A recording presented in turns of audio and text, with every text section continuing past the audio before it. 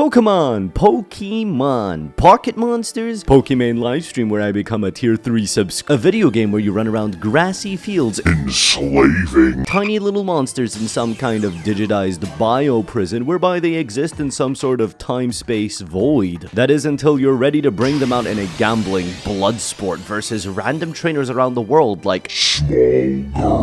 Yeah, Pokemon gets very weird in hindsight, but as a kid this was just the best, most awesomest, perfect game ever. When I was 6 years old, I remember playing Pokemon Red some 20 years ago. My arch nemesis at the time was a Turkish boy called Ali. Now you see, back in the day to battle, it was a lot harder to duel people unlike today where you young zoomers log into your Steam Fortnite applications, load in your credit card details, and download every rare candy out of your opponent's Pokedex for $69.99 MSRP. Raid Shadow No, me and Turkish Ali had to use a Game Boy Color cable connector mechanism thing. Yep, I had the ultimate team. Some of the fierce, legendary, and unbridled monsters of total destruction.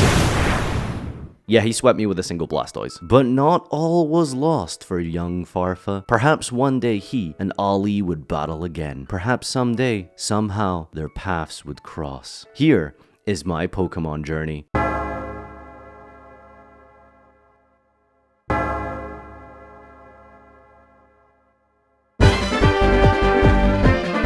But first, a quick word from our sponsors. Gemstone Legends is a bit like a 4x same type attack bonus flamethrower from my Flareon, and that's basically the gameplay if you really think about it here. Gemstone Legends and I are working together to bring you this competition through the link in the description so that you have a chance to win a brand new shiny iPhone 13 or Samsung Galaxy S21. Gemstone Legends has a huge array of different types of varied, engaging, and exciting content for you to take part in, at least a little more than power up your mana bar while comboing together these various power gem interactions to unleash these deadly attacks with a huge payoff that is worth the wait. If you're interested, you can head down to the link in the description or use this fancy QR code on the screen now and download Gemstone Legends using my code and start earning your prizes right now. Once you do this, you've got yourself a massive $50 value new player bonus pack with heroes, potions, and various currencies. Gemstone Legends. Download today in the link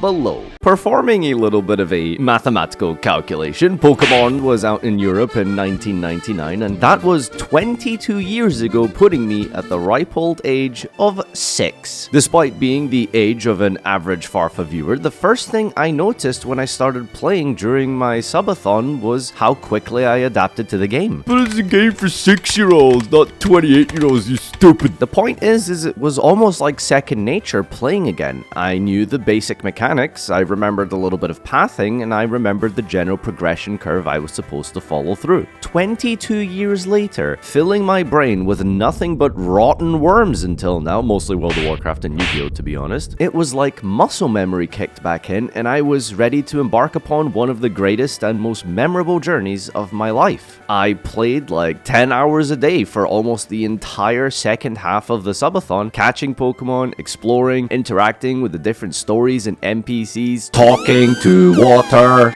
Talk to water was transferred to Bill's PC. Amazing. Now, I was a kid the last time I played, so, you know, that basically meant summoning Charizard every game and using the same ability over and over until things collapsed. I don't actually remember many general moves outside of Surf, which my Twitch chat would remind me of the existence of every 4 minutes. So, the first time I ever saw a Destiny Bond, let me tell you, that was an experience.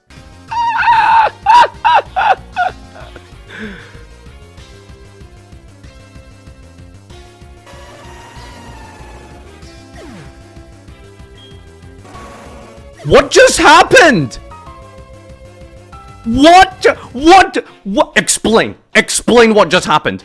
And don't get me started on stabs. Oh, this game needs a spreadsheet to keep track of which ability is effective against what type, multiplied or divided by various resistances, and some Pokemon are more than one type, so that factors in. But what does that do and how much of this? Basically, I had to ask chat which ability is good almost every battle. Which, as you know, Twitch is more than happy to tell you what to do all the time, constantly, at every opportunity. So naturally, you can sort of appreciate my confusion when something like a Cyndaquil just dodges a bomb. You fucker.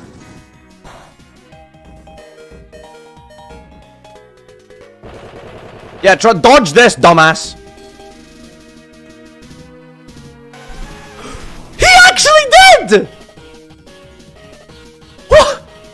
How is that possible? I booted up Soul Silver, and there I was, a young Gage with his arch nemesis, Simo, ready to take on the world. My starter Pokemon? Well, I did try to put it to a democratically elected council who voted some 60% in favor of Totodile, but I'm me, and I'm not a meta sheep net decker who copies the wannabe pro-world champion strategies. I am special, and I am unique. And I am exceptionally cool. I picked, of course, yeah, I picked a Chikorita. My experience with Chikorita was, you know, as consistent as you could imagine, running a grass-type Pokemon, especially at the very first gym, who I may or may not have needed help with from a Pidgey. Basically just a Rattata with wings. Chikorita loses to most of the end boss types and beats barely anything, but at least when it's good, like against, I want to say water. I took my Chikorita for, well, as long as I could. I'm not sure what the public health and social policy is for adoption and abandonment in Pokemon, but I'm sure he's doing absolutely fine inside of his nano prison overseen by a clone jailer. Why are we still here? Just to suffer. Was the hardest boss for me Lance? Was it Red? A legendary battle against Lugia? No, it was the Dark Souls of Pokemon. The Harvester of Dreams, a Destroyer of Worlds, the Breaker of Shadow was released in Whitney. What is it they call it in fighting games? Juggling? Stun locking? Yeah, it's pretty much my life against Milk Tank. Attract into roll out flinch. Attract, flinch, roll out flinch. Stamping my face over and over with her amazing, soft, beautifully shaped hooves that make you want to suck. There were some amazing moments for sure, from my HM slave being a crabby fucking Krebons to the absolute incapability I had to distinguish the clear winner between water versus fire. Look at this, super effective. Get destroyed. Crit. Wait, what? Oh, water beats fire! Oh, why do I keep forgetting this? It's been more than just duels, and still today failing to understand the rock, paper, scissors mechanic of type matchups. Pokemon offers a wide array of puzzles and exploration to advance to new areas, which, of course, I absolutely destroyed first time with zero problems whatsoever. I don't even know why you would bring that up. Figuring out a way to reach the legendary Ho-Oh, which, by the way, is a small tip you could actually just catch instantly by tapping B repeatedly. Press B. Yeah, that's true. Yeah, I'll definitely, I'll catch him now. Alright, spam B. I'm pressing B, guys. I'm pressing B. B, B, B, B, B, B, B, B, B, B, B, B, B, B, B. B, B, B, B, B, B, B, B. What the fuck? What? To doing my 7th lap in circles to advance deep enough in the Cerulean Cave where I struggled for so long and so hard to capture the fabled mythical Mewtwo.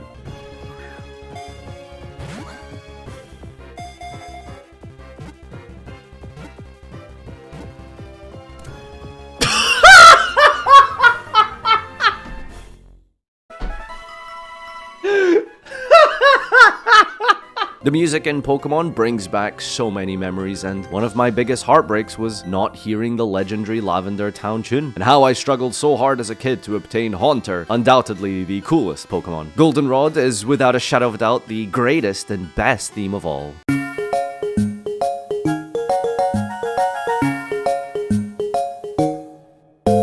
Finishing the first part of Pokemon Silver was a monumental occasion, and happening during my subathon on Twitch and hitting 10,000 subs. It was a whirlwind of emotion that I will never forget and marks perhaps the single greatest moment in my entire gaming history.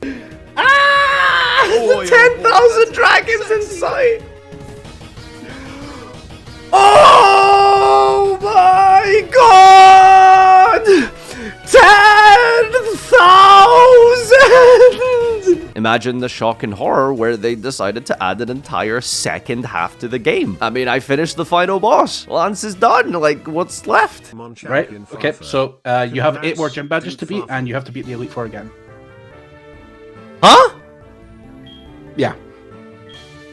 Why? Now, Silver did have some serious problems. Progression-wise, the game is laid out in such a way that it feels like a sandbox. You can pick and choose some areas and gyms you can go to, but with a static leveling system, that can kind of cause some problems. Certain gyms become almost completely impossible or trivially simple. The level curve from place to place, and even at the final lap of Victory Road, was so severely out of whack that it just doesn't prepare you XP-wise to deal with certain gym leaders or bosses. It's like they wanted you to grind, which I guess makes sense for a 90s video game, but regardless, me, being the impatient, petulant child I am, would obviously do things the absolute hardest way possible. And that is where yet another landmark of history I went through was made. The final battle. Red. I mean, I think it's Ash. Like, it uses literally the same Pokemon. How is this not Ash? Anyway, with an average team level of 51, I took on the ultimate challenge. Seriously, what is this level curve? You'll see the final battle take place on my YouTube channel soon after this video. If you hit that thumbs up button and a couple of thousand likes, witness how I defeated a team of level 80 Pokemon. Long story short, well, Gengar is an absolute demon, the MVP of Pokemon. He's kind of like the Eddie of Tekken or the Teledad of Yu-Gi-Oh! Remember what I said about Destiny Bond? Well, two can play at that game, and when all else fails in life, just bring down everyone else around with you in your own failure. I learned that from Gengar. I was surprised to remember that there is pretty much no use in collecting Pokemon. Filling up your Pokedex, gotta catch them all for all intents and purposes, is just really marketing for buying booster packs in the card game. As long as you have 2 or 3 strong Pokemon with decent coverage, you can pretty much steamroll the entire game. I made the mistake of trying to equally level up all of my team, which, at least to me, seemed to have made perfect sense in theory. Coverage for all the types, depending on the situation, and being the Swiss Army knife of a children's auto-battler. In fact, it felt like the game punishes you for trying to do that because, again, the leveling curve is so criminally undertuned that you end up in situations like me where taking no shortcuts and 0 skips still had me 30 levels below the average of the end boss. Gotta catch 'em all was pretty much just a side quest. But I can't criticize a 20-year-old game's level curve too much. Truth be told, it actually made the game more fun knowing that every time I went in to fight Lance through the Elite Four gauntlet, it was going to be an absolute marathon and a true test of my ability to pick up the type chart I have literally printed out in front of me and for still some reason cannot process or compute water versus fire. Being 20 levels or so below Lance essentially forced me to be a Potion Andy. It's gone.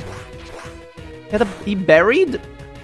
Bury Andes! Playing through Soul Silver brought back memories, and it really did let me experience that childhood happiness. What it was like growing up again, back when the most broken feeling I had was how would my Pikachu beat Brock's Onix? Back when feeling the most lost and alone was because I couldn't find Zapdos in the cave. Back when stress was whether or not my Fire Blast was going to crit. I can't turn back the clock, and I cannot ever really truly experience the raw, youthful happiness that comes with being a kid and accomplishing something meaningful to you for the first time ever. I can't live that life again, and Father Time eventually takes too much away from you, but for just a small period, a subtle, delicate moment, I remembered that childhood happiness.